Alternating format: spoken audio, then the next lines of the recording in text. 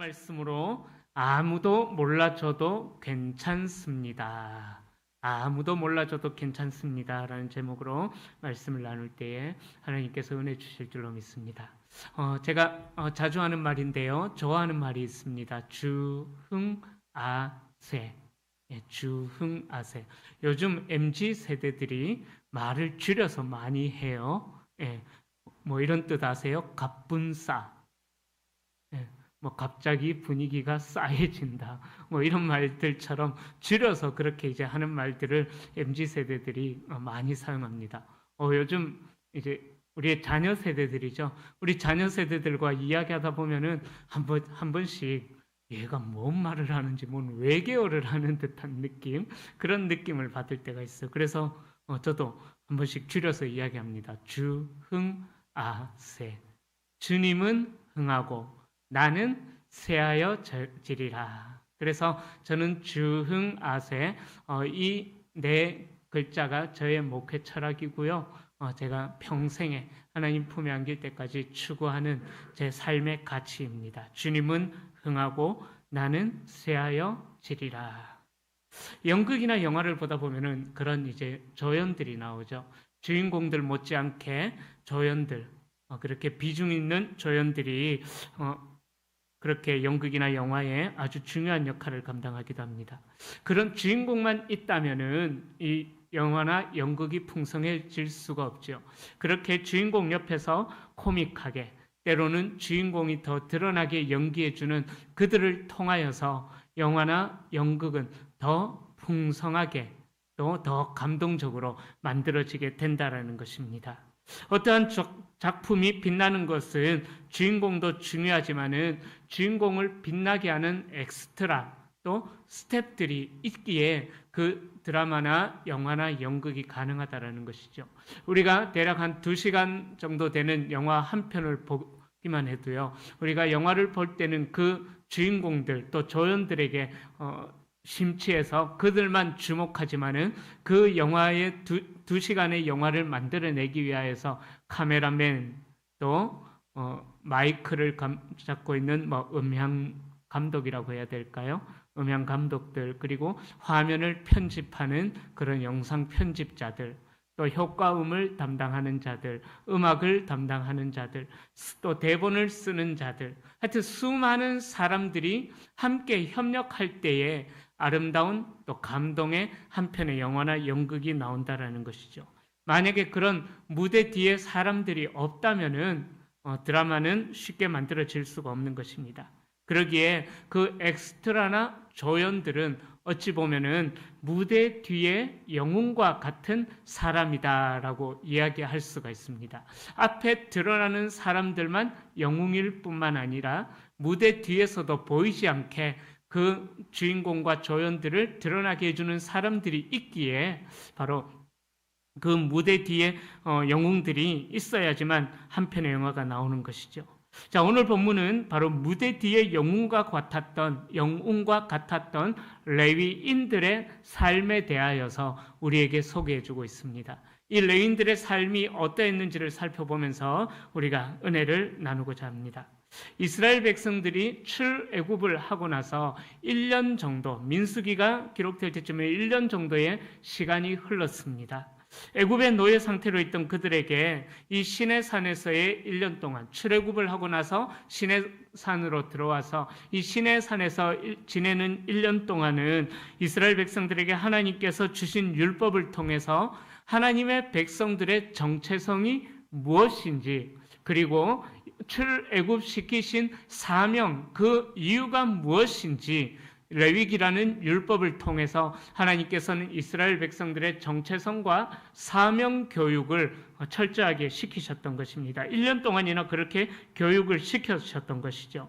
한마디로 그 레위기에 나오는 율법을 통하여서 이스라엘 백성들 안에 있는 노예 근성들을 제거하셨다라는 거예요. 왜냐하면 이스라엘 백성들이 수백 년 동안 이 애굽 땅에서 노예로 살았기 때문에 앞으로 이들이 들어가야 될 가나안 땅에 그냥 노예 상태로 있던 그대로 들어가게 된다면은 여전히 그 노예 근성에서 벗어나지 못하고 하나님의 백성다운 삶을 살아갈 수가 없기 때문인 것입니다.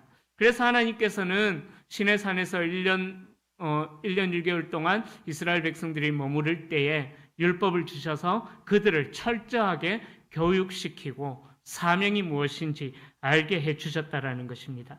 자, 그리고 민수기에 들어와서는 출애굽기 레위기를 지나서 민수기에 들어와서는 이제 이스라엘 백성들이 가나안 땅으로 들어가기 위하여서 본격적인 광야 생활을 하는 첫 출발점에 들어서게 됩니다.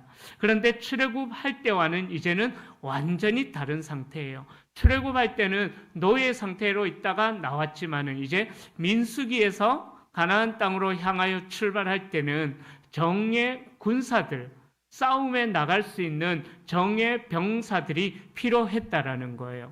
그래서 민수기 1장에 보면은 그렇게 이야기합니다. 싸움에 나갈 만한 숫자를 파악해라. 모세에게 그렇게 인구 조사를 1차로 명령을 하십니다. 이스라엘 백성들이 하나님께서 주신 약속의 땅인 가나안 땅을 차지하기 위해서는 전쟁이라는 그 과정을 거쳐야 했기 때문에 싸움에 나갈 군사들의 숫자를 파악하는 것이 필요했던 것입니다. 물론 하나님께서 이스라엘 백성들보다 더 앞서셔서 그들 가운데 행하시면서 모든 적들을 다 물리치십니다. 예를 들자면은 여리고성 전투도 어떠했습니까? 이스라엘 백성들은 특별히 한 게 없었어요. 그죠? 그냥 하루에 한 바퀴씩 마지막 7일째 되는 날에는 7바퀴를 돌면서 고함을 지를 때에 그때 여리고성이 무너지게 된 것처럼 하나님께서는 가나안 땅에 이스라엘 백성들이 순종하여서 발걸음을 내디디게만 하면은 앞서서 전쟁을 행하시면서 모든 적들을 다 물리쳐 주신다라고 약속을 하셨던 것입니다. 그래서 하나님의 선행 작업이 있으셨지만 그래도 하나님께서는 가나안 땅을 정복 전쟁으로 그렇게 원하시고 계셨기에 바로 전쟁에 나갈 군사들의 숫자를 민수기 1장부터 이제 파악하기 시작합니다. 자, 그래서 이 민수기는 본격적인 광야 생활을 시작하기 전에 하나님의 군대로서 이제는 사명의 자리로 나아가야 되기 때문에 본격적인 군대로서 재정비를 할 필요성이 있었기에 군사들의 숫자를 파악하면서 민수기는 시작을 하는 것입니다. 자, 그렇게 1장부터 전쟁을 할 수 있는 숫자들을 파악하고 3장에 들어와서는 가장 중요한 레위인들, 왜 그럴까요? 레위인들의 숫자를 또 먼저 파악하는데 바로 이 이스라엘 백성들이 치러야 할 전쟁은 영적인 전쟁과 마찬가지였어요. 그래서 이 전쟁에 앞장서게 될 이 레위인들을 가장 먼저 또 숫자를 파악합니다. 그래서 3장과 4장에서는 레위인들의 숫자를 파악하면서 레위인들의 임무를 자세하게 기록하고 있습니다. 레위인들의 주된 임무는요, 하나님을 예배하는 일을 집전하는, 인도하는 그 제사장들의 수종을 들어주는 일들입니다. 예를 들자면은 고핫 자손은 성소의 기구를 간수하고요, 게르손 자손과 므라리 자손은 성막의 기구를 간수하는 그 일들을 담당합니다.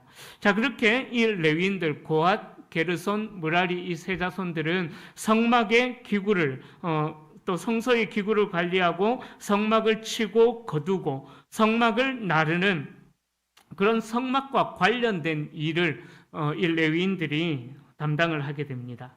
자, 그래서 민수기 3장에서부터 레위인들이 임무가 무엇인지 알려주면서 4장에 와서는 레위인들에 대한 인구조사가 이어지는데 3장에서 레위인들의 인구조사를 할 때는요, 1개월 이상 된 레위인들을 계수를 합니다. 그러나 4장에서는 30세부터 50세까지 되는 그 사람들, 젊은 남자들의 레위인들을 숫자를 계수를 해요. 그래서 레위인의 자손은 크게 고핫, 게르손, 므라리 세 자손으로 구분이 되어지는데 이 4장에서는 30세부터 50세까지 레위인들이 숫자가 얼마나 되는지 그리고 그 젊은 세대들이 감당해야 될 일이 어떤 일인지를 기록하고 있습니다. 이들은 행군할 때 성막을 걷고 운반하고 세우는 일을 담당합니다.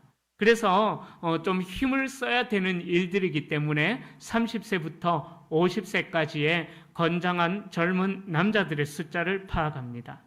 남자에게는 전성기라고 할 수가 있죠. 30세부터 50세. 자, 이 30세부터 50세 사이의 젊은 남자들, 바로 4장 48절에 보면은요, 이들의 숫자가 약 8,500, 총 8,580명이 되었다라고. 적은 숫자는 아니죠. 이렇게 많은 숫자가 계수가 되어집니다. 자, 그런데 이스라엘 백성들의 출애굽의 여정은요, 광야 생활의 여정이다라고 요약할 수가 있습니다. 그들은 가나안 땅에 정착하기 전까지 광야를 40년 동안 그렇게 방황을 하는 일들을 합니다. 그런데 이 민수기가 기록될 처음에는 하나님께서 이들을 방황시키려는 계획은 없으셨어요. 그러나 이들이 정탐을 하고 나서 그들의 부정적인 보고로 말미암아 어쩔 수 없이 하나님께서 그들에게 진노하시면서 38년의 시간을 먹다 죽는 인생으로 방황을 하게 하셨습니다.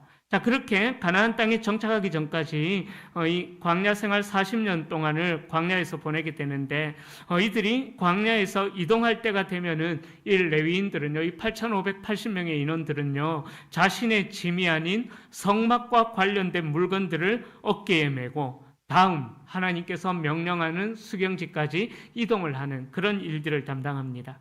이동하다가 하나님께서 여기까지 이동해라 하면은 거기 머물러서 또 그 짐을 다 풀고 성막을 세우는 일들을 감당합니다. 이동하고 머물고 그 일에 성막과 관련된 모든 일들을 이 레위인들이 담당하게 되었다라는 것이죠. 광야 생활이 40년이었기 때문에 어찌 보면 이 젊은 레위인들은 그들의 젊음을 오직 성막을 지고 성막을 나르고 또 성막의 짐을 풀고 하여튼 그런 일들만 감당했다라는 것입니다. 그런데 이들이 그렇게 성막의 짐들을 이동할 때에는 어떻게 했냐면요, 레위인들이 길다란 채에다가 길다란 나무 막대에다가 성막의 물건들을 꿰어가지고 앞뒤 양옆으로 서서 어깨에 이제 그 물건을 옮길 때 어깨에 보따리를 싸서 어깨에 짐을 메고 그렇게 함께 이동을 합니다. 그러한 자세로 그 황무지인 광야길을 걸어간다라는 것 참 쉽지는 않았을 것입니다. 너무 수고로운 일이었을 것입니다. 게다가 4장 15절에 보면은요, 그들은 자신들이 들고 가는 그 물건들을 볼 수도 없었습니다. 만질 수도 없었습니다. 왜냐하면 그 성막의 물건들은 거룩한 물건들이기 때문에 그들이 그것을 들여다보거나 만진다거나 그렇게 되면은 하나님으로부터 죽임을 당하게 되는 일들이 일어났다라는 것이죠. 예를 들자면 사무엘하 6장에 보면은 우사의 사건이 나옵니다. 하나님의 법궤를 새 수레, 다윗이 깜빡을 했던 것 같아요. 하나님의 법궤를 좀 더 이제 하여튼 좋은 수레로 옮긴다라고 생각을 했었는지는 모르겠지만은 하나님께서 그 법궤를 옮기는 방법을 제시해 주셨는데도 불구하고 깜빡을 했었던가 봅니다. 그래서 이 다윗이 어떻게 옮기고 가냐 하면은 소가 끄는, 아직 멍에를 빼보지 아니하였던 소가 끄는 수레에다가 법궤를 올려놓고 이제 예루살렘으로 옮기려고 합니다.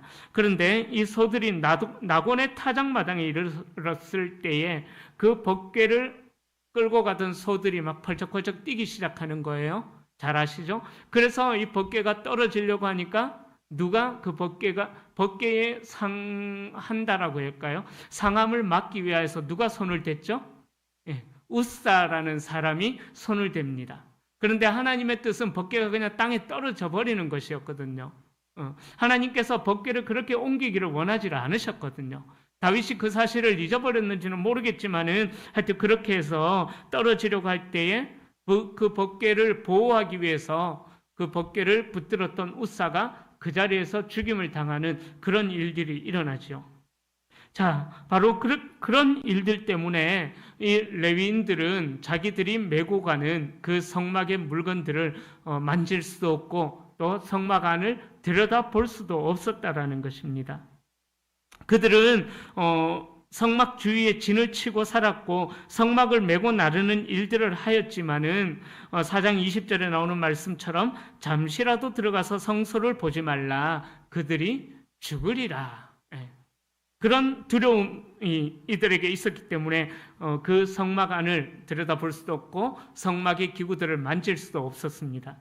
우리 교회에도 헌금함이 있는데요. 저도 어릴 때 다녔던 교회에서 헌금 바구니를 돌리다가 헌금함으로 바꾸었던 적이 있습니다. 저는 그때가 중학교 1학년 때쯤이었지 않았을까 모르겠습니다. 6학년 때, 초등학교 6학년 때였던가 중학교 1학년 때였던가 하여튼 그때쯤 됐는데 저는 헌금함이라는 것을 그때 처음 봤거든요. 그래서 제가 호기심이 굉장히 많습니다.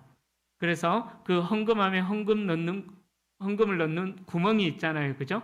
그 구멍을 이렇게 들여다보고 있는데 갑자기 별이 번쩍하는 거예요. 저희 아버님, 마침 제가 이렇게 이 헌금함을 이렇게 들여다보고 있을 때 저희 아버님이 지나가다가 뭐하는 이놈식이 하면서 뒤통수를 빡 때리는 바람에 앞으로 막 부딪히고 뒤통수를 하는데 막 그렇게 별이 번쩍했던 그 기억이 나는데 되게 그것 하나만으로도 정말 궁금했었던 그러다가 아버지한테 굉장히 혼났던 적이 있습니다. 레위인들도 마찬가지로 자신들이 지고 가는 그 물건들이 과연 어떻게 생겼을까? 정말 궁금했지 않았을까 생각을 해봅니다. 얼마나 또 그 기구들을 만져보고 싶었겠습니까? 하지만 그들은 회막을 메고 나르는 것만 할 수 있었을 뿐, 옮기는 일들을 하면서 절대로 그것을 직접 만지거나 들여다볼 수는 없었다라는 것이죠. 그저 제사장들의 수종을 들기만 하였다라는 것입니다. 그리고 이 고앗, 게르손, 무라리 자손들이 하는 일들은 아론의 자손들처럼 성소와 지성소에 들어가서 제사를 집전하는 모든 사람들이 쳐다보는 그런 일들도 아니었습니다. 그저 성막을 지고 나르는 일, 그것뿐이었다라는 것입니다. 그것이 전부였습니다. 제사장들이 다 정리를 해서 포장을 해놓으면은 거기에 채를 꿰가지고 어깨에 메고 옮기는 일, 그것뿐이었다라는 것이죠. 그들은 매번 이동할 때마다 그렇게 단순 반복하는 그 일들을 위하여서 자신의 온 젊음을 바쳐서 광야 위에서 성막을 들고 행진하고 또 행진을 하였던 것이죠. 자, 그들은 그렇게 회막을 나르는 수고와 반복의 삶을 하면서 늙어갔다라는 사실입니다. 하지만 그 반복적이고 단순해 보이는 일들을 하는 그들을 하나님께서 구별시켜 주셨다라는 거예요. 그들이 하나님의 뜻을 따라 성막을 매는 일에 자신들의 젊음을 온전히 다 드리고 소진하였기에 성막은 그들의 헌신을 통하여서 온 이스라엘 백성들, 250만이나 되는 모든 이스라엘 백성들이 하나님을 만나는 그 일의 중심이 되었다라는 것입니다. 성막은 늘 그들이 이스라엘이 거하는 곳과 행진하는 여정의 중심에 있었는데 그 중심에 누가 있었느냐? 바로 이 레위인들의 수고와 레위인들의 헌신이 있었다라는 거예요. 아무도 알아주지는 않지만은 그들의 수고와 그들의 헌신을 통하여서 이 온 이스라엘 백성들이 하나님을 만날 수 있고 하나님의 영광을 볼 수 있게 되었다라는 것입니다. 성막은 영어로 The Tent of Meeting이라는 그런 단어를 사용합니다. 즉 만남의 장막이라는 뜻이에요. 성막은 만남의 장막. 누구와 누구의 만남일까요? 하나님과 백성들, 하나님과 인간들의 만남이 이루어지는 곳이 바로 이 성막이었다라는 것인데 바로 레위인들의 수고와 반복의 삶을 통하여서 이스라엘 백성들과 하나님이 만나는 일들이 이루어지게 된 것입니다. 만남의 장막이 레위인들의 수고와 반복의 삶을 통해서 이스라엘의 한복판에 존재할 수 있었던 것처럼 오늘 우리가 살아가고 있는 이 세상도요, 유명한 몇 명의 리더, 소수의 리더들에 의해서만 이 세상이 움직여지지 않는다라는 것입니다. 그 유명한 사람들뿐만 아니라 부름받은 자리에서 묵묵히 수고하는 아무도 알아주지 않더라도, 아무도 눈길 주지 않더라도, 아무도 인정하지 않는다고 할지라도 하나님께서 불러주신 그 자리에서 묵묵히 순종하면서 그 길을 걸어가는 자들을 통하여서 하나님께서는 하나님의 사람들과 하나님의 만남이라는 그 일들을 이루어 가신다라는 것입니다. 부름받은 자리에서 묵묵히 수고와 반복의 삶을 살아가는 사람들을 의해서 하나님과의 만남이 이루어질 수 있다라는 것입니다. 이는 어찌 보면은요, 아이의 생명이 엄마의 단순 반복되는 수고를 통해서 그 생명이 유지가 되어지는 것처럼 레위인들의 일상적인 반복적인 수고의 삶을 통해서 하나님과 백성들의 거룩한 만남이 계속해서 이어질 수 있었다라는 것입니다.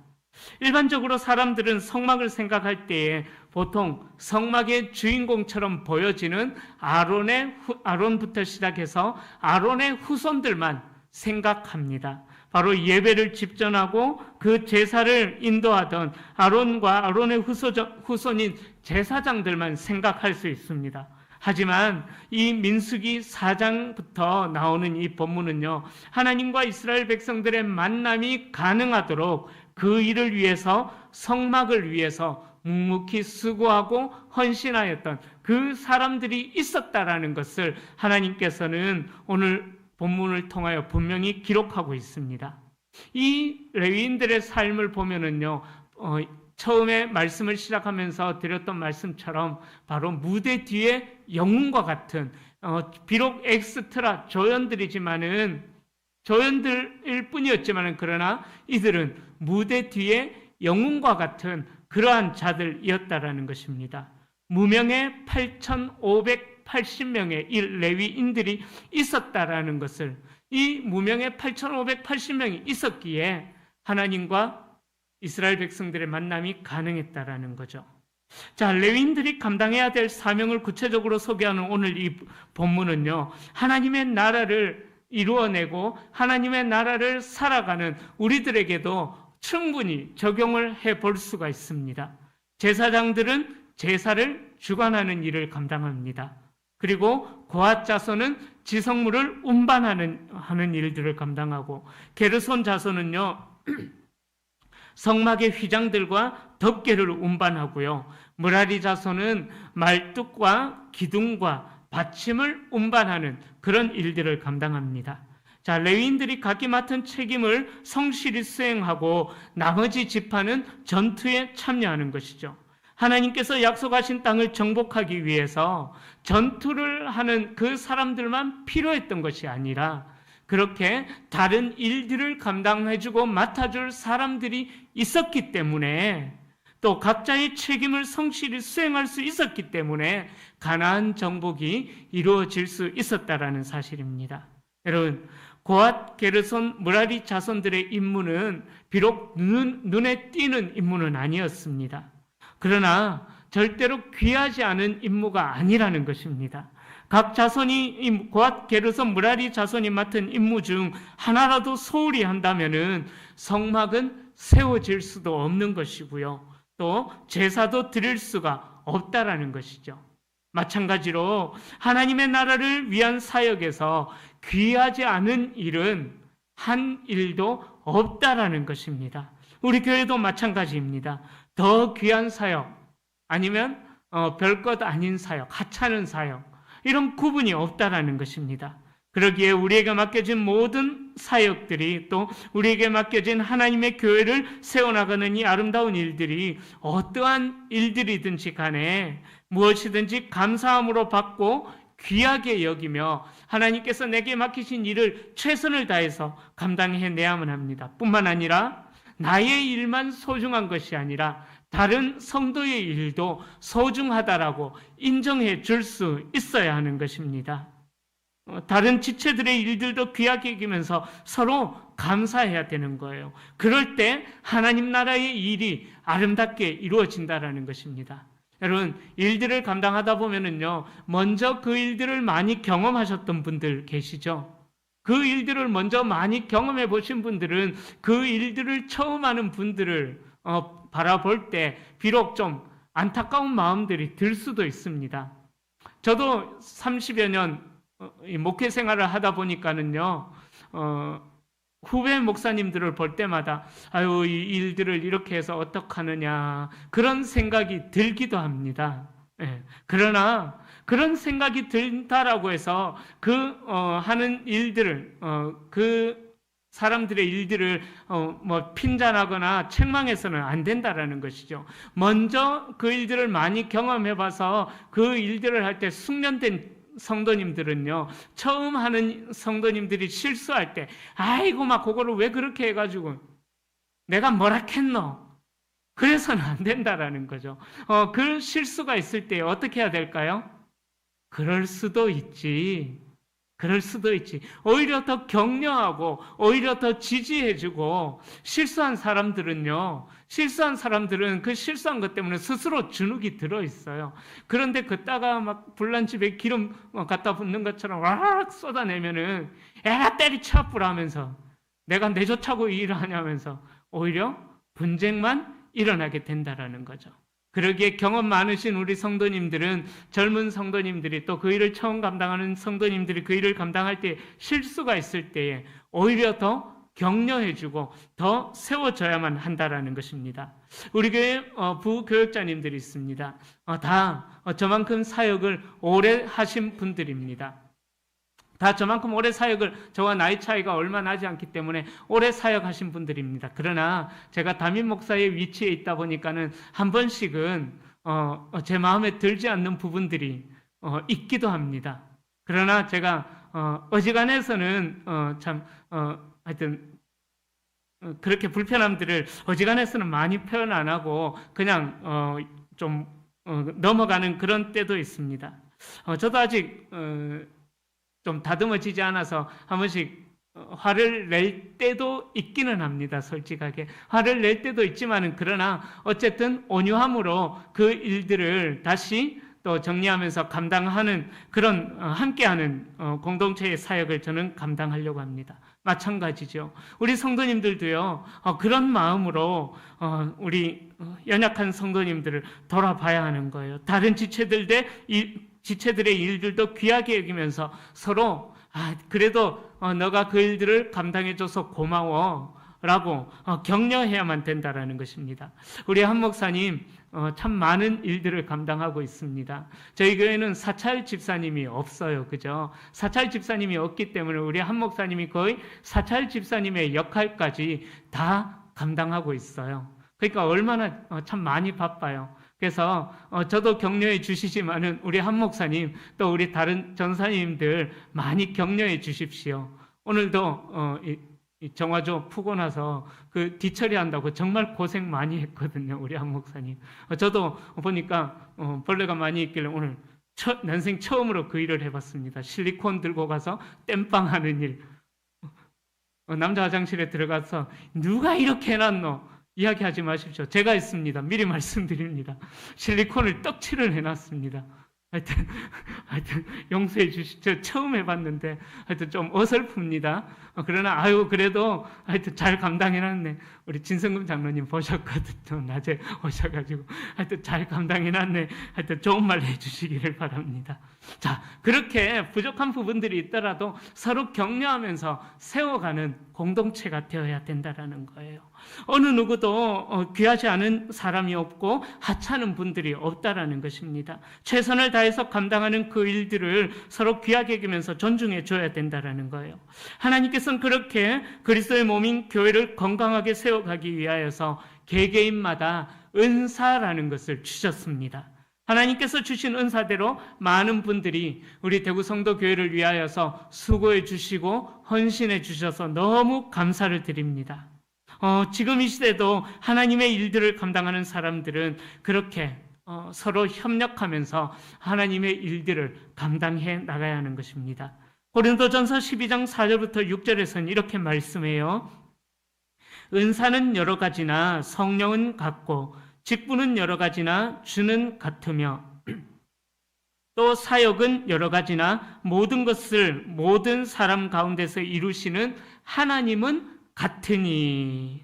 바로 그리스도의 몸인 교회도 하나님의 부르심을 따라 직무를 맡은 성도들이 각자의 은사를 따라서 거기 일에 배치가 되어가지고 조직이라는 것을 이루고 있습니다.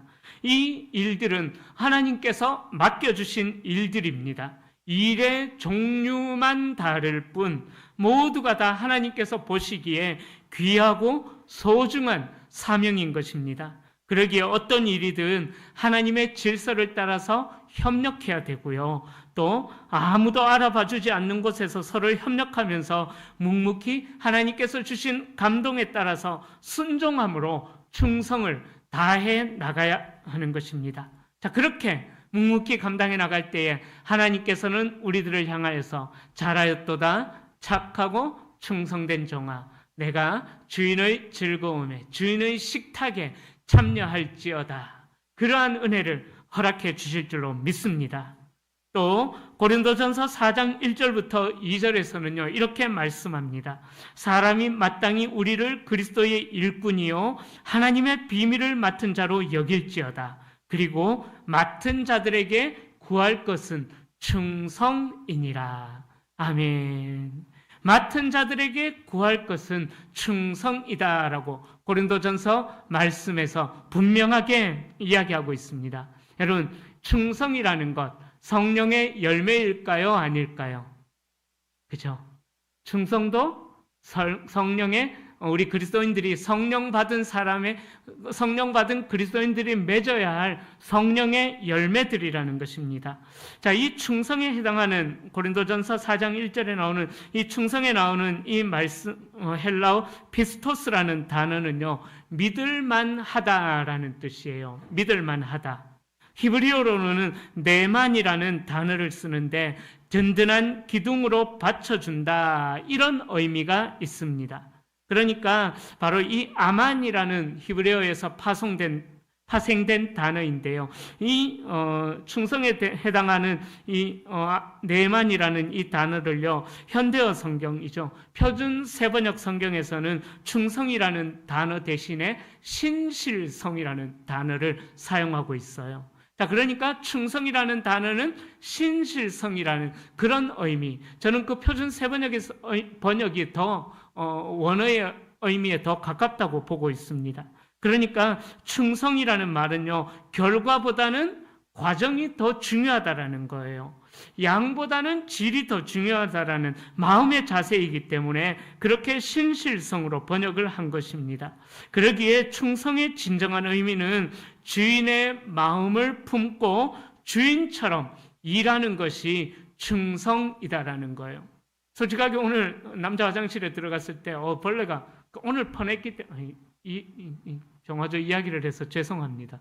지저분한 이야기를 해서. 근데 벌레가 너무 많더라고요. 근데 만약에 제가 주인의 마음이 없었다면, 이 교회가 내 교회다, 내가 지켜야 할 교회다, 그런 마음이 없었더라면 제가 그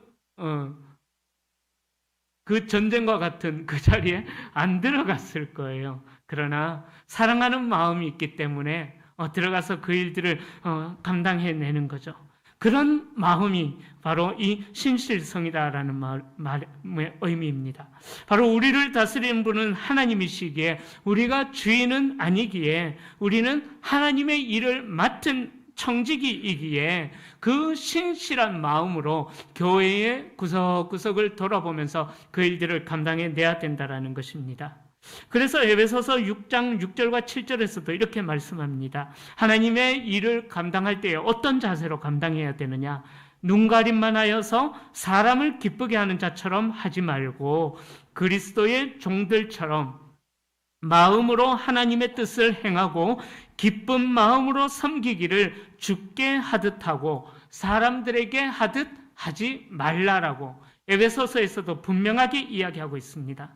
그러니까 맡은 사명을 감당할 때에 주인과 같은 신실한 마음으로 그 일들을 감당하고 또 눈속임으로 하지 말아야 된다라고 바울도 우리에게 그렇게 명령하고 있는 것입니다. 제가 담임 목사가 되어서 예전에도 말씀을 드렸어요. 그죠? 그런 일까지 목사님이 하면은 성도님들이 보기에 좀 그렇습니다라는 말을 제가 담임 목사가 되어서 가끔씩 들었던 적이 있습니다. 그런데 제가 부교육자 생활을 할 때는 그런 일들을 하면은 아유 목사님이 해야죠. 그렇게 이야기하시더라고요. 담임 목사도 목사고 부목사도 목사인데 그죠? 그죠? 그런데요, 제가 사역을 해보니까 대형 교회 목사일수록 성도님들이 더 그런 생각들을 많이 하시더라고요. 담임 목사로서 포음이 안 난다. 그러면 안 된다. 그런 말들을 더 많이 하시더라고요. 여러분, 그런 게 어디 있습니까? 그죠? 어디 있습니까? 이 담임 목사도요, 하나님께서 세우신 종입니다. 무익한 종입니다. 그러기에 그 종의 마음을 품고 어떤 일들도 감당해 나가는 거죠. 예. 그래서 제가 다음 주 수요일부터 한 가지 일을 더 하려고 합니다. 궁금하신 분들은 다음 주 수요 예배 때 제가 뭔 일들을 하는지 나와 보시면 아실 겁니다. 자, 여러분, 우리에게 충성이 요구되는 것은 맡겨진 일들이 있을 때에 충성을 할 수가 있습니다. 바로 살아있다는 것 자체가 할 일이 있다라는 것을 의미하는 것이죠. 여러분, 우리에게 맡겨진 일들이 무엇입니까?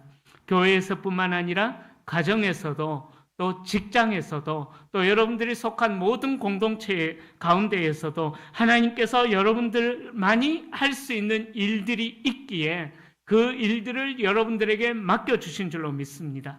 고앗, 게르손, 므라리 자손들만이 감당할 수가 있는 일들이 있기에 그 세 자손들이 그 일들을 감당했던 것처럼 마찬가지로 여러분들만이 감당할 수 있고 여러분들만이 감당해야 하기에 하나님께서 그 일들을 여러분들에게 맡겨주신 줄로 믿습니다. 그러기에 마지막 한 호흡을 쉬는 그날이 되기까지 우리가 하나님 앞에서 하나님께서 우리에게 맡겨진 그 사명에 충성할 수 있는 저와 여러분들이 될 수 있기를 소망합니다. 그러기에 우리가 마지막 한 호흡을 쉬는 날이 되었을 때에 주님 앞에서 우리가 할 수 있는 고백은 바로 이 고백이지요. 충성, 근무 중 이상 무. 할렐루야. 우리가 하나님 앞에 섰을 때에 그렇게 고백할 수 있는 저와 여러분들이 될 수 있기를 소망합니다. 이제 영상을 하나 보시겠습니다. 제가 참 짧은 영상인데 참 한 4분 30초 정도 되는 영상인데 이 영상을 보면서 참 많은 은혜를 받았어요. 우리 영상을 잠깐 보시겠습니다.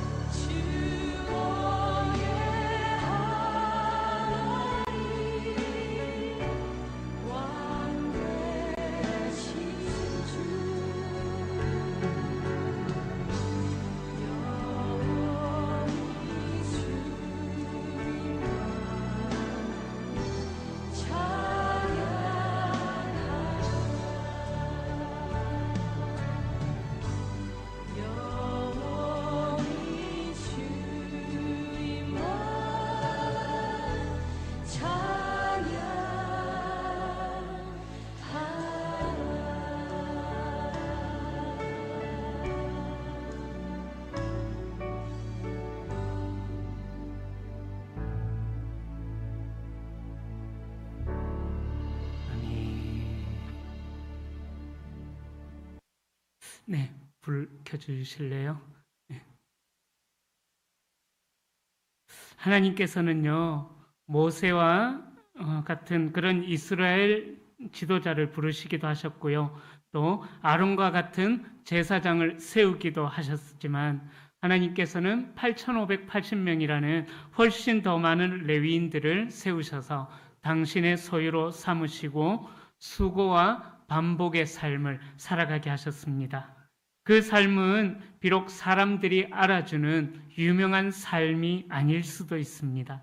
무명하고 유명하지 않고 위대해 보이지도 않고 단순 노동처럼 보일 수도 있습니다. 그러나 우리가 보셨던 영상처럼 하나님께서 부르신 그 자리에서 자신의 삶을 감당한 레위인들을 통하여서 이스라엘 백성들은 40년 동안 하나님 앞에서 살아갈 수가 있었던 것입니다.